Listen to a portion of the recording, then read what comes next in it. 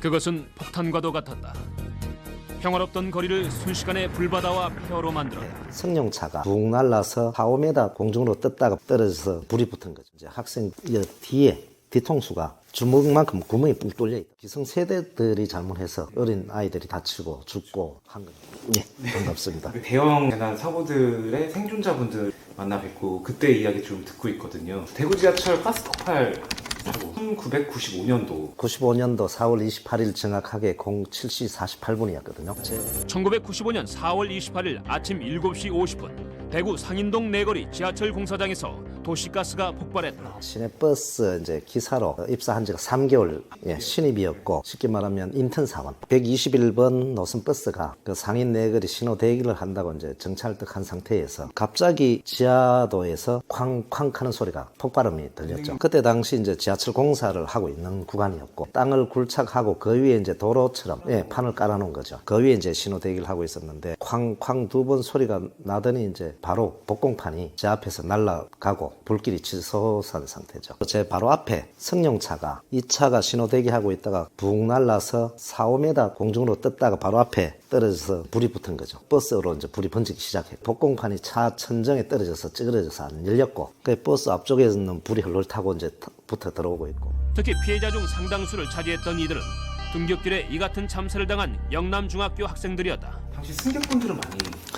영남중고등학교라고 그 인근에 있는데 학생들이 그날은 또 하필이면 소풍 가는 날이었거든요. 그래서 더 이상 이제 앞문으로 못 탈 정도로 한 100명 가까이. 그래서 저는 순간적으로 이제 탈출하자 싶어서 창문을 열고 제가 뛰어내렸죠. 살아야 되겠다 싶어서 뭐 그때는 어떤 생각도 없었죠. 한 5m 정도 달려가다 보니까 차 안에서 이제 막 살려달라고 하고 아수라장이죠. 그래서 다시 돌아서서 버스에 와서 이제 창문을 깨고 학생들 막 창문으로도 이제 탈출하고 받아내고. 그 당시에 사진이나 영상을 보니까 121번 버스가 완전히 불타가지고 거의 형체를 알아볼 수 없을 정도가 예, 완전 전속했죠. 들어보니까 그때 이제 긴급 속보해가지고 121번 시내버스 기사 승객 사망한 걸로 추정된다 하면 긴급 속보가 계속 나갔고, 저도 그때 당시에 이제 그 천정이 철판에 찍혀서 제 이마가 찢어졌는데 그 피가 뭐 났는데 그 당시에는 뭐 찢어진 줄도 몰랐고 만약에 거기서 그대로 있었더라면은 뭐 승객 사상자도 많이 발생했겠죠. 사고 직후 소방관은 물론 군인과 경찰, 대구시 공무원들이 희생자 구조와 사고 수습에 나섰다. 싶어서 또 가는데 승용차에서 어린애 목소리가 사람 살려하는 목소리가 이제 막 간절하게 들리더라고요. 그 애가 갇혀서 이제 못 나오는 거를. 그래 이제 또 애를 막 구조한다고 꺼내고 하다니까 어디에선가 시민 두 분이 와서 같이 이제 도와주고 했는데 그 애를 꺼내가지고 이제 학생을 이제 대피하라고 하니까 우리 아빠도 이 차 안에 있어요. 그 승용차가 어떤 상황이었길래 거꾸로 뒤집힌 상태죠. 승용차가 붕 떠서 이제 막 처박히고 이러니까 이제 학생 둘이가 인도에 이래 걸어가고 있는데 등 뒤에서 덮쳐가지고 학생 둘이가 이제 그 복공판 철판에 깔렸어요. 철판이 학생을 이래 덮고 있어서 학생을 구해야 되겠다 싶어서 철판을 뒤집었죠. 뒤집고 나니까 이제 학생 뒤에 뒤통수가 주먹만큼 구멍이 뻥 뚫려 있더라고요. 골이 터진 거죠. 그래 피어보지도 못하고 이제 전부 운명을 달리했고, 그리고 또 이제 그 지하철 공사장 밑에 상수도 간이 터져서 날라 떨어져 가지고 그 뭐 익사돼서 돌아가신 분도 많고, 이제 크레인으로 이제 뭐 와이어 묶어 가지고 들어 올리는 그런 것도 목격도 했고, 공사 현장에 있는 지게차가 신호 대기하고 있다가 그 운전자가 완전 가슴하고 허벅지하고 꺾여서 접힌 상태로 그 사망한 것도 있어요. 폭발한 가스가 처음 새나온 것은 폭발 현장에서 약 50m 정도 떨어진 대백프라자 상인지점 신축 공사장 및 가스관이었습니다. 그 가스 폭발이라는 그 당시 사고의 원인은 모르셨을 거 아니에요? 그렇죠. 그때는 몰랐죠.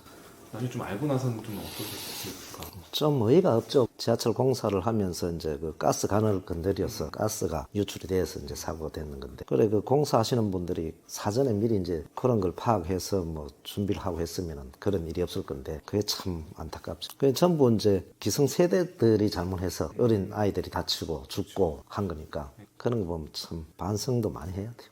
그 후속 조치는 어떻게 취해주셨는지 좀. 후속 조치는 이제 그 사고 나고 한 1시간 뒤쯤에 그 소방차가 한 대 와서 이제 물을 뿌리기 시작했고, 그 이제 교차로 내거리가 전부 이제 날아가서 접근을 못 길이 없으니까. 그렇죠. 접근을 못한 상태. 그때는 이제 구조는 아니고 왜 보면은 사후 조치, 예를 들어서 뭐 시신 뭐 인양하는 정도, 사고가 다 터지고 난 뒤에였으니까 가스 폭발했고 이제 뭐 불 붙을 거 다 붙었고, 상황은 끝난 상황이죠. 진짜 그 대형 참사 속에서 다시 돌아와서 그 사람들을 구출을 해낸다는 게 불의를 보면은 좀 못 참는 성격이고 고압 선줄이 바닥에 깔려가 있었어요. 떨어져서 차에 이래 걸쳐져 있는데 그 선줄을 걷어내야만이 사람을 뭐 구해내는데 처음에 순간적으로 아 이거 고압선인데 잘못 만지면 감전대가 이제 죽을 수도 있겠구나 그 생각이 순간적으로 살짝 스치더라고요. 두려움은 살짝 생겼는데 그래도 뭐 살려달라 하고 비명 소리 때문에 죽기 아니면은 뭐 까무러치기다 식으로 걷어내니까 근데 주변의 반응은 아 내가 텄으면 저래 못 했을 건데 의외인 반응이죠. 근데 제 생각에는 당연히 해야 될 건데 전부 그렇게 생각을 하시더라고요. 다 피해야 된다 이런 식으로. 제가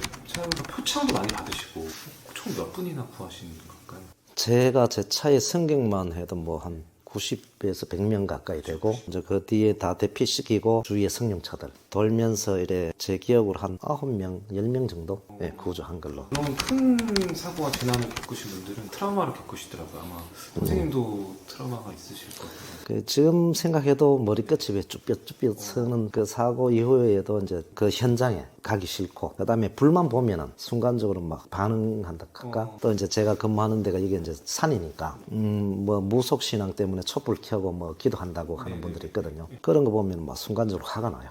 산불 생각은 하지도 않고 뭐 불 켜고 있하니까. 그래 이제 저는 항상 제 사고 방식이 좀 남들이 보면은 너무하다 싶을 정도로 미리 사전에 예방하자. 사고 난 뒤에 뭐 후에 해본들 다 소용없는 일인데. 그게 이제 벌써 27년 전 그러니까 요즘의 근황도 좀 궁금하긴 해요. 이게 요즘은 이제 뭐 편안합니다 뭐.